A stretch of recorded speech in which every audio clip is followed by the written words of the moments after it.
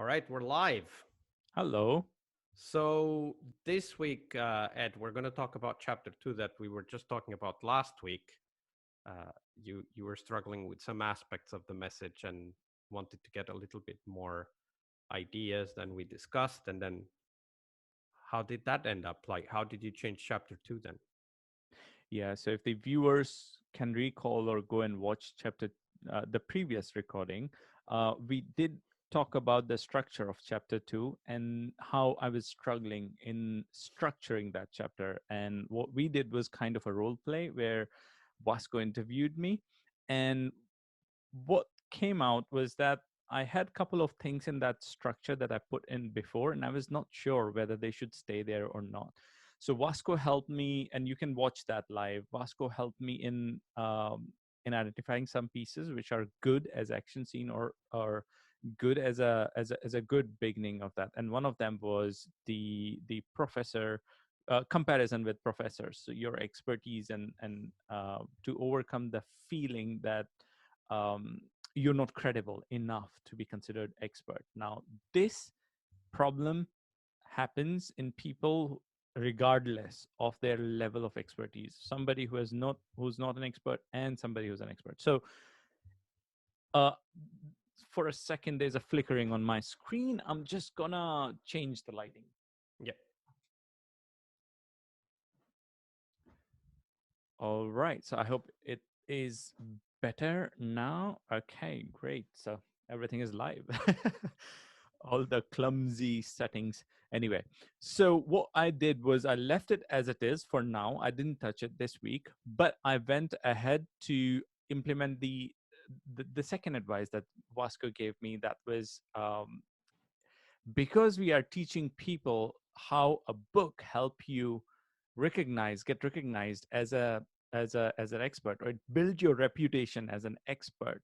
So add a section about reputation. So that's what I did. I this week I dive deeper into the reputation aspect. So I explain the meaning from different dictionaries and how reputation word associate with the actions that we take.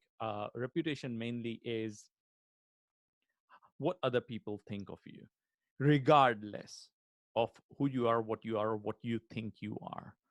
And and understanding that gives you power, that regardless of what you did, you can brand yourself or you can build a reputation in almost anything. There are some exceptions, but we are not in that arena of exceptions, which are very specific, tight knit. Like, for example, you cannot build a reputation as a lawyer without going through some certain checks and balances. So those exceptions apart, somebody who's able to do their work, somebody who's able to inspire others to their work, is good enough to go and start building reputation. So I went deeper into that. I also addressed one of the common fears. Now, sorry, I'm jumping ahead. I also associated reputation building, the way we are teaching, with lean production methodologies, lean development methodologies as well. So, and lean startup methodologies. So, in short, the idea of putting your product ahead before it's ready, the idea of either getting subscribers or the the buyers before your product is ready, before you create your product, is very much a lean approach. It's pretty new. Yeah, it's from lean startup, right? So the Yes. idea is that you do the product development together with the customers, which will then be your early adopters, which means that those are the people who are more willing to work with you because they're searching for information that you can bring to them.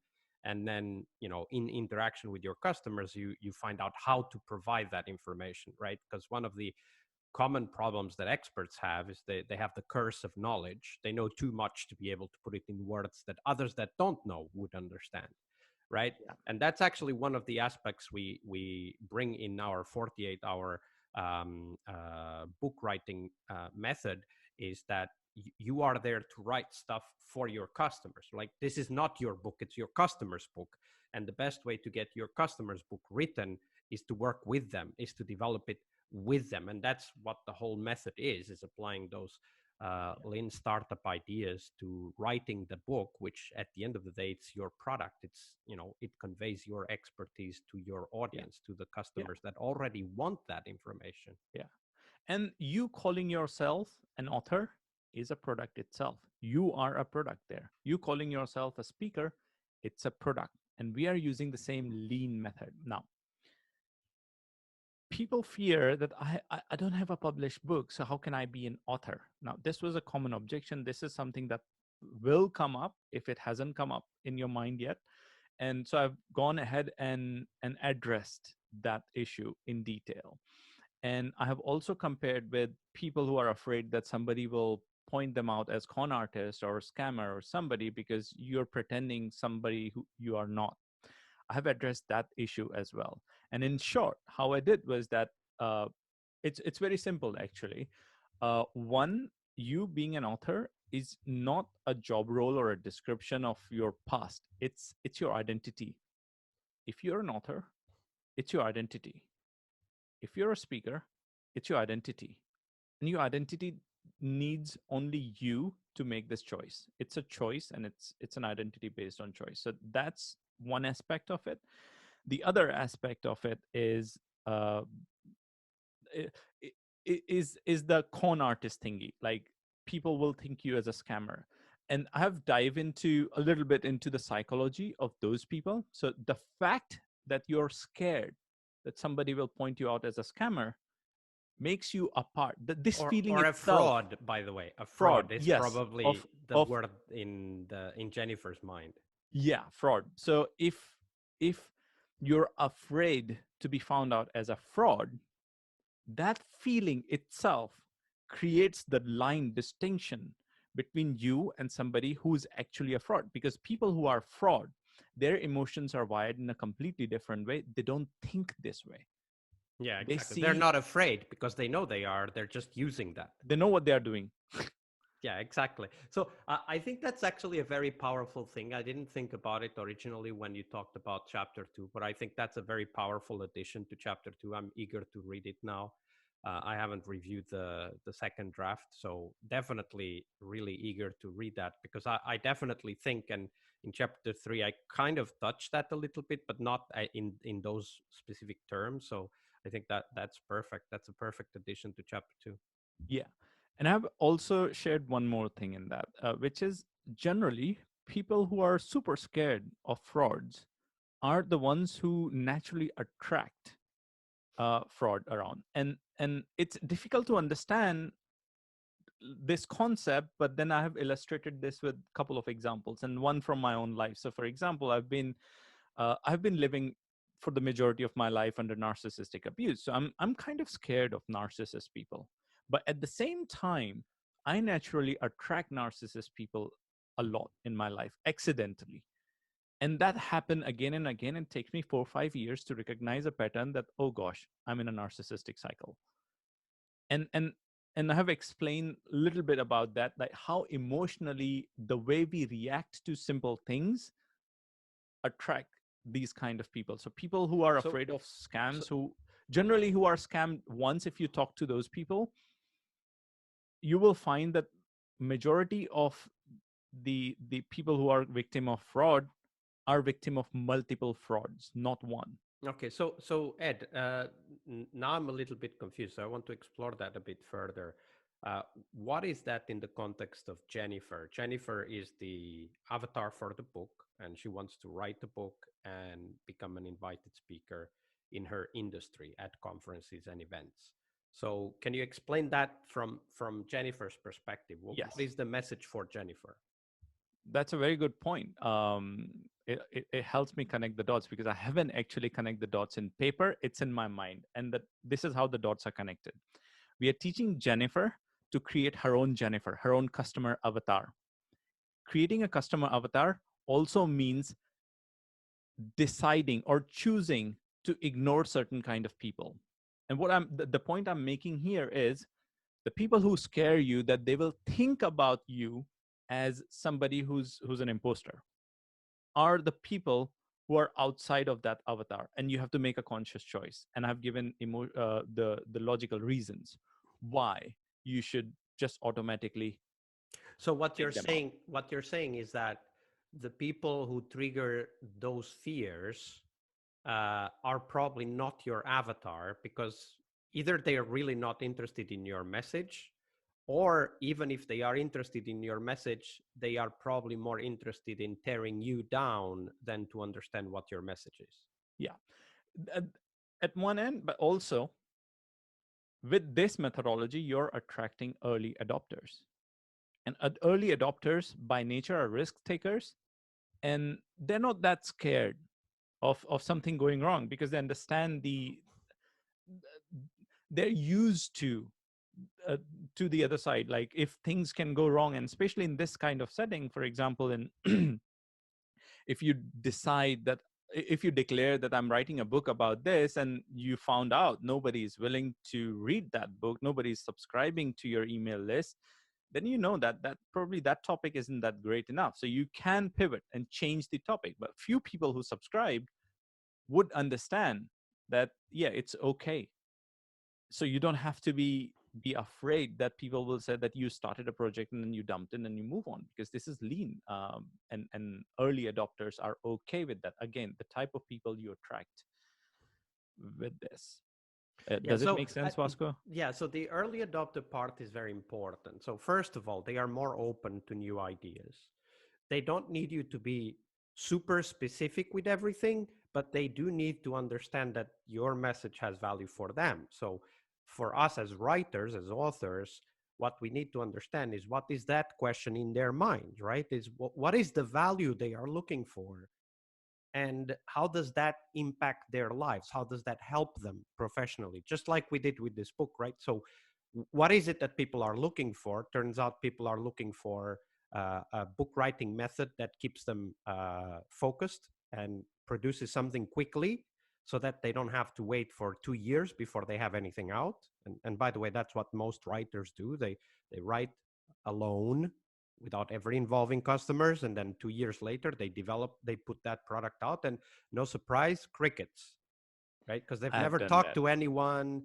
They've never developed the audience. They never understood what those early adopters wanted. So what we're telling people here is that the way you engage those early adopters are kind of a resource for you.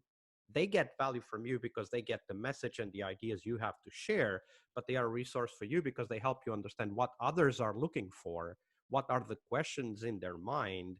And as you so well illustrated just a few minutes ago, they will give you the objections, right? They will tell you, I don't believe you because, and that's a resource for you too, because then you know that you need to tackle that question, right? Like, I think there's a very powerful part now in chapter 2. That's what makes me eager to read it, which is the fear of being considered a fraud, right? And when we talk about reputation, we have to address that fear. So I think that's brilliant, because that's in Jennifer's mind as well, right? And we need to help Jennifer overcome that fear, not replace it, not let it go, because that's a necessary fear. If you want to be good at what you do, you will have that fear with you forever, like I still do. And I've been writing since 2006, right? This is 2020 as we are recording, so I've been writing for 14 years and I still feel like Wow. that. Yeah. So I think that's a very important value we bring, that we hope our readers will understand they need to bring to their early adopters, which is Yeah. tackle their objections, understand their needs, Yeah. answer their questions. Yeah. And I tied that with something that Vasco says a lot. Before that, uh, a quick note that that feeling of being found out as a fraud is not going to disappear by reading the chapter or doing like anything in a short run. It's a long term feeling, and it takes conscious understanding of the feeling that you're going through, accept it, and let it sink in, and still move forward with that feeling until you collect enough experience or evidences that that feeling isn't real. I Yeah, mean, the, and the the outcomes are unreal. yeah, And this is and where, so sorry for cutting you, Vasco, because I go think ahead. there's something very important that you've been telling me a lot, and I take it as a sheer inspiration, and it's really fit in here. And that is, you have to get comfortable being uncomfortable. And by being uncomfortable, this is exactly what we mean. Yeah, Feel the exactly. feeling and do it anyway. Yeah, and one thing I wanted to add, which I hope you put in chapter 2. If not, I'll add a note about that, which is that you can't get rid of the fear, but you can learn to use the fear to help you live with that fear. Like, no one that wants to be good at something will be able to avoid the fear, because that's the nature of wanting to be good at something, is that you're afraid you're not, right? That's what makes people want to. The people who win races, whether it's running with your feet or bicycle or swimming or cars or airplanes, they get to that point because they're afraid of not being good enough. That's the fear of not being good enough is what drives us to be good. So don't throw that away. Don't try to avoid that, but use that as a resource. And we give that method in the book, which is, of course, understanding customer objections and being so familiar with their objections that every time the question comes up, you know how to tackle it. And that's the whole point, right? This is the basic of sales as well, right? It's like when somebody says, well, but, and then some objection comes up, right? And Yeah. then you know that it is coming up because you've already asked your early adopters. You already got that question. You had time to think about it. And because you want to be good, you came up with a good answer. And then you give that answer to them, right? Like Jennifer, I'm afraid I'll be considered a fraud. Great, Jennifer. That's what it means to want to be good, is that you're afraid to be considered a fraud. That's a resource for you. Use it for your benefit, like I'm just doing now. Like I'm tackling that objection right now as an example, but that's what we need to do. And that's what the book does. Also, in the first 3 chapters, we're going to talk about the chapter 3 in a second, is exactly tackling the fears and the objections that every reader will have as they pick up the book. Yeah. Perfect. And that conclude the discussion on chapter 2. We can move on to your chapter, chapter 3. Yeah, so I wanted to review the empathy map again just quickly, because one of the things that I did is that I looked at the pains, right? The pains that we identified from the SMIQ interview. We got we got an explanation of what that is in one of the videos. And these are the things that pain Jennifer, right? So I don't know how to write a book. I don't think I have enough content to write a book. I don't know how to publish a book. And actually, this is important because chapter 3 is all about this. I don't know how to market the book. I don't know where to find my audience. There's a chapter for that as well, and so on, right? So this is where we started from. And based on that, I worked on the story map, which we already also presented in a previous video. And in the story map, I pick up the chapter 3. And in chapter 3, we can see the title here, or the working title, is Understand that the process of self-publishing is something that I can do, I being Jennifer, on my own if I want to, right? So a question in people's minds is, should I be self-published or should I get a big publisher? Well, it turns out that the best way to get a big publisher is to self-publish. There's a bunch of examples we can talk about, and I'll put some in the book.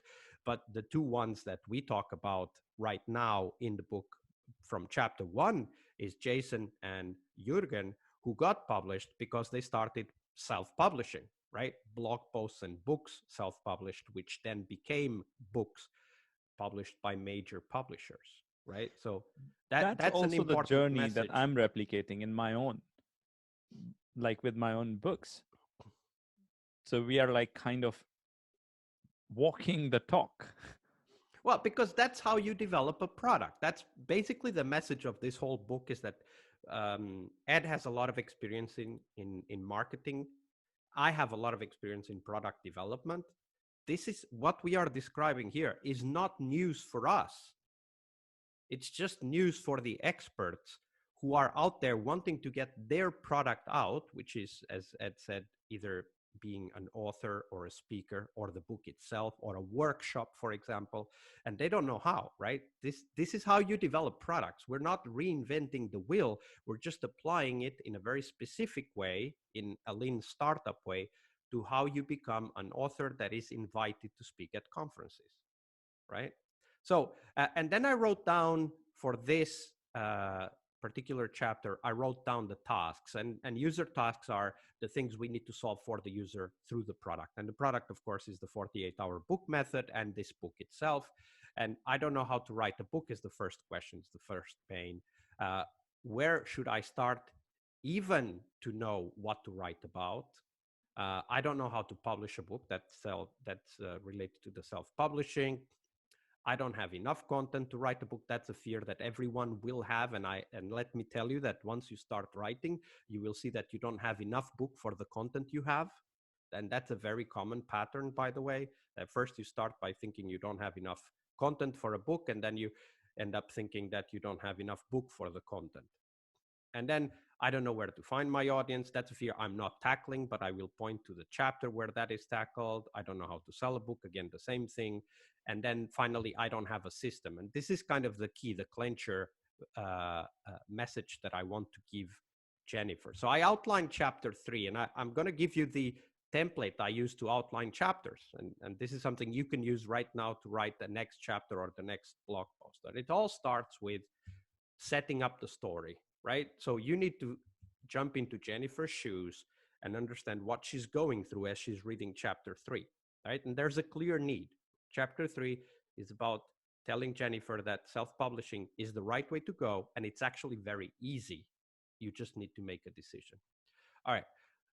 It starts with an objection. Jennifer is mostly time poor and money rich. Jennifer is either a consultant or an employee, right? So they are too busy with work and they don't have enough time to write. But what I tell Jennifer is actually that over time, if you don't write, if you don't publish a book, you will become time rich and money poor because you don't have that book out there speaking for you and getting you hired to either be a speaker or an employee. So then I go into point A, which is the fears and the objections that Jennifer has. So first, the motivation. We don't want to be time rich and money poor. We need to write a book when we are time poor and money rich. Otherwise, it's going to become time rich, money poor. Okay, so where are we? I don't know enough about self-publishing business. We talk a little bit about that and give examples. I'm afraid that big publishers will not want to publish their book, and that's a very common objection. And by the way, it's true because publishers get hundreds of manuscripts. They maybe publish 1 out of 2 or 300 they get. So this is a proper fear that you don't need to tackle. That's the message. I'm a nobody. No one knows me, no personal brand. Well, great, because that's what the book is there for. It's to give you that personal brand. I'm afraid that self-publishing is too hard. And then we walk through that and point to the different chapters in the book that make this easy for Jennifer. And I'm afraid that no one will want to publish my book. Of course, you can publish it. That's the whole point, right? And we can get you through this 48-hour method out there with already something that is not the complete book, but is the book outline and a few chapters already ready to talk for you, to speak for you to your early adopters. And then I talk about, why the book is important. And then I do the call to action. All right. And the call to action is very simple. It is why this chapter is so important for you. And I'll go through the rest of the chapter. Is that we walk you through what you need to know to get the book published by yourself and get the message out there because you want to attract more clients or you want to grow your career, right? And this book isn't about writing a book in the traditional way.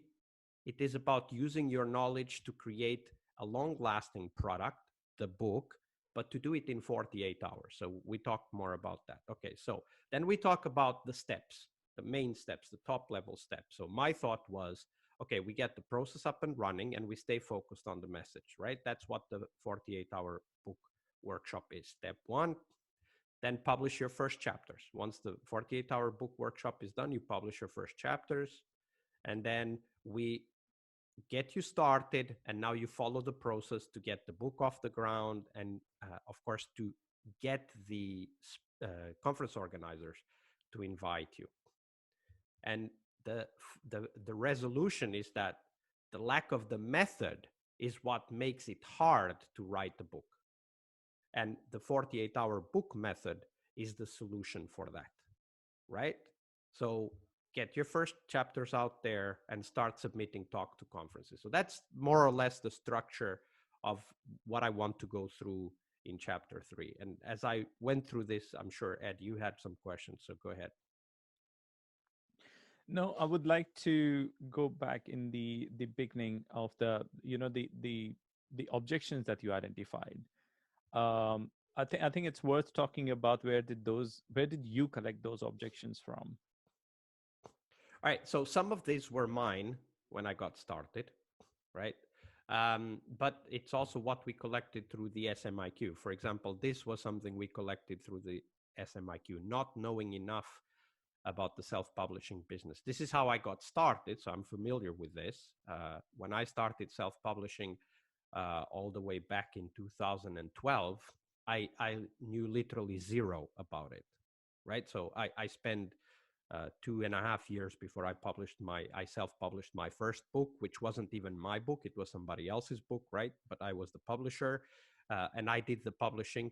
I understood what it was about. I understood what are the kinks, simple things like, accounting and stuff like that. Those things need to be tackled at some point. Not with the 48-hour book method, by the way, that's a different thing. But the important thing here is to know enough so that you're not afraid of what it means, because the next objection, being afraid that the big publishers will not want to publish their book, uh, this is a real objection that you can't do anything about. I mean, unless you're already famous, it's very likely that the big publishers will not want to publish your book, right? So this process we talk about uh, tackles the first kind of the most important objection that Jennifer will have. And we were talking about it in chapter 2 just a second ago, which is this, nobody knows me, because they don't know me. Maybe people feel that I'm a fraud, right? And that means I have no personal brand. I'm not an expert yet in people's minds, right? So then we tackle that by talking about what others have done, obviously, and to describe the 48-hour book method in some detail. This is still very high level because, of course, the method is the book itself. So we're going to point to the different chapters where there are different aspects of that 48-hour book method so that Jennifer understands that this is actually a process, right? And that's ultimately what we are trying to put forward in chapter 3. It is that the lack of the method to achieve our goals is the source of all of those fears. Because we don't know where to get started. We don't know where to find our tribe. We don't know how to sell the book. We don't know how to publish the book. We don't even know how to outline a chapter. By the way, this is a template you can use, right? So I think that's the idea behind these objections. They were all collected through the SMIQ. They all came up in the SMIQ in one form or the other. And the ultimate answer to that objection is that here's a method that can get you to the first chapters published in 48 hours. Cool. So are you connecting this like, so for example, we talked about the problem. Now I'm jumping into the marketing mind. We talked about the problem. We talked about the solution. Are you also suggesting that there's some future solution or future version or one variation of that solution is also working with us in some way or capacity? Are you including in the chapter yet, or you leave That's a it for good later? point. So I will make a note right here because, of course, that is something we have in the latest chapters of the book, the last ones. I'm going to talk about the Oikosophy offer for authors. That is, oops. And the cool part is that by the time we are writing or we are going through this process, we know that we are going to put together a structure of something. We have a couple of ideas, but we haven't organized like this one yet on putting those ideas together.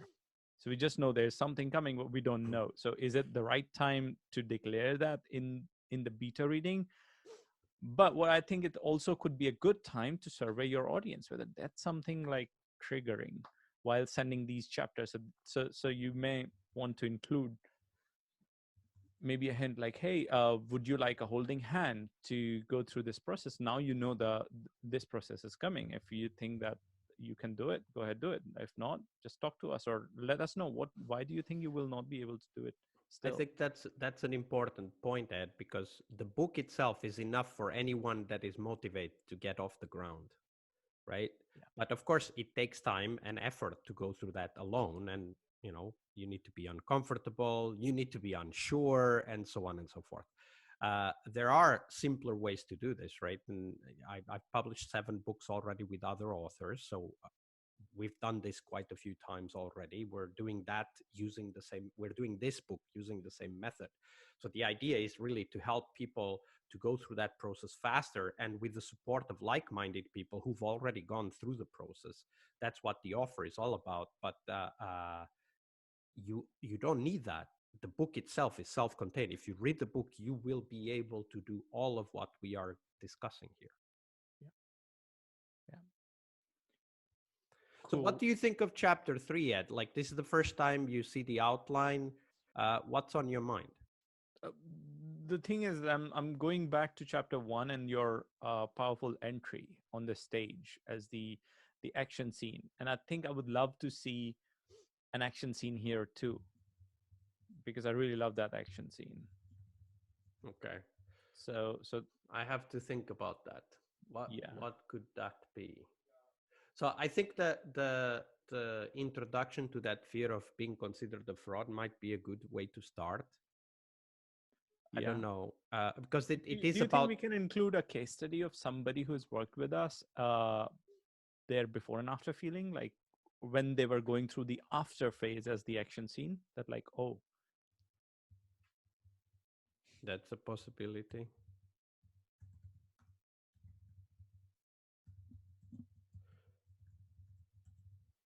That is true. so what they were like, the transition, the feelings they were having at the time of realizing, oh my God, this is real.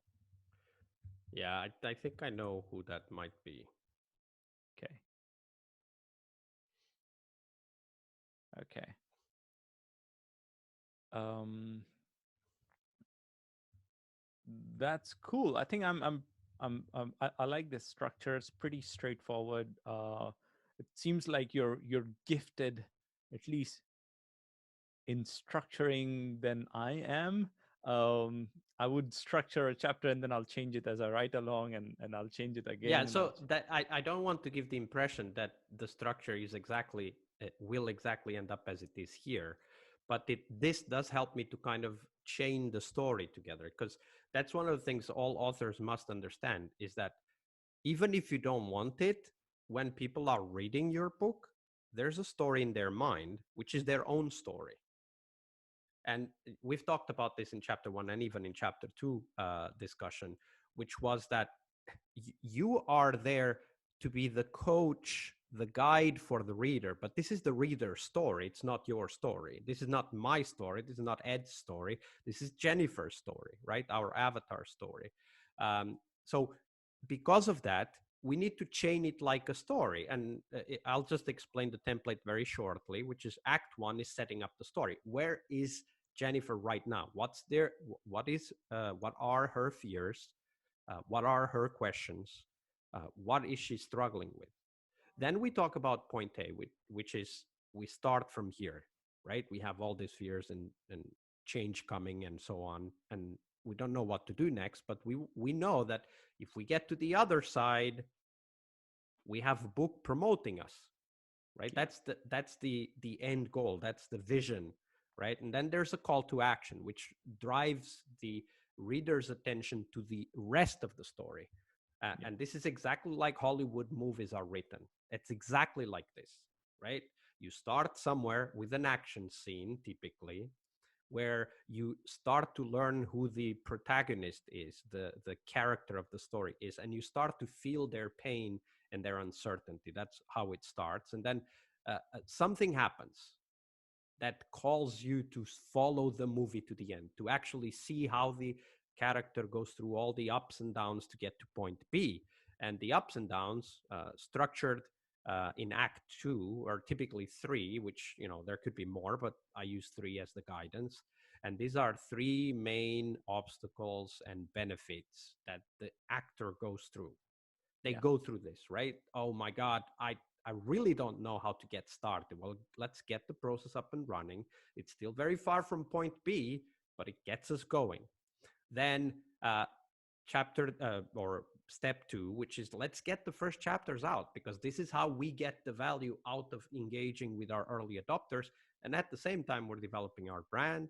And then we talk about the final clincher, right? The thing that turns the character into a hero for the story, because up to step 3, they're not a hero.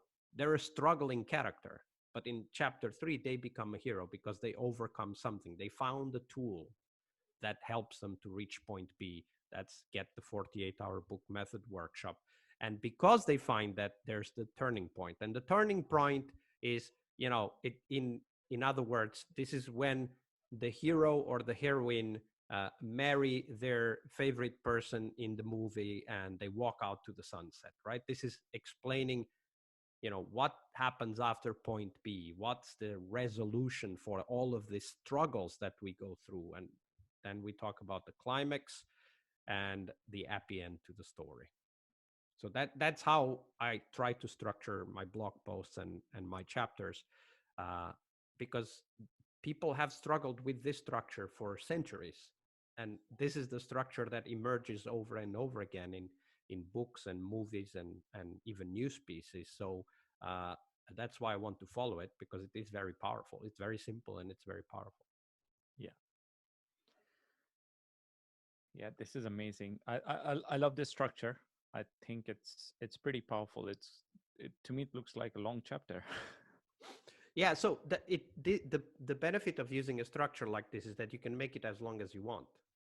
Yeah, I mean, we can even release like individual sections as your blog posts or something like that. We don't have to write the whole chapter at once. I mean, of course, for the book, we are choosing to write it, but you don't have to. You can just pick one of these at a time, publish a blog post, another one, publish a blog post, another one, publish a blog post, or tweet about it. See what people say. Exactly. And that's, by the way, how we suggest you test your message, is that you publish it. My suggestion to author is always, if you're unsure, first tweet. Don't write a chapter, don't write a blog post, just tweet. Because if the message isn't clear from the tweet, you're probably not clear enough to write a chapter about it yet. So you get the feedback, you learn, you get questions, and then you know what to write about, right? So that's what we talk about in this book, is a method to get the book written together with your readers rather than in isolation and then, throw it out and hope it works. Yeah. Yeah. So that's pretty great. I think that's it for this week. We covered a lot, man. Amazing. Good progress, actually. Personally, for me, this discussion is helping a lot in moving in a good direction, because we've spent, I think, three weeks before that, me trying to just create the chapter and then restructure it, change it, not happy with it, like no feedback loop. So I got, in this case, because I'm a co-author, I'm lucky that I have another person to give me feedback. You may not have that freedom, and that's why you go with the blog or tweet, as we just talked about, or work with Oikos Office Series and get a writing coach. Exactly. So it's as simple as that. I have done a very recent experiment around another book that I'm following exactly same structure. I haven't even started writing it. But I've already got around 82 people subscribed to my beta reading list. And the best part is I did a couple of experiments, because I'm driving paid traffic to that because of my full-time work. I don't have time to build organic audience or gather other communities around it. So I chose that method because that also aligns with my skills in marketing.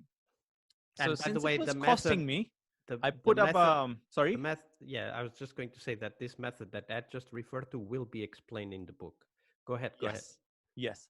So it's following exactly the same method that we are teaching you. It's just that I did some tweaks, because I was using cost to drive my personal cost to drive audience, targeted audience to my beta reading list.